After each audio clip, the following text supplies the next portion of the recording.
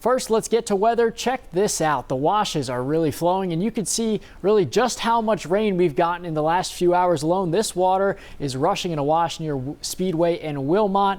And I want to bring in Kyler Diggs. Kyler, when the water gets moving like that, it can really get dangerous. Yeah. That's why they always say turn around and don't drown. Yeah, exactly. No question about it. Some of these thunderstorms were dumping up to about 0.8 of an inch of rain per hour. That is really coming down. So as we go to the radar, here's what it looks like right now. Most of the heavy rain still located around the metro area and also to points to the west. As we zoom in on the metro area, we do see some stronger thunderstorm activity over the Tucson mountains out around Tucson Estates, and also a little bit more development over central Tucson.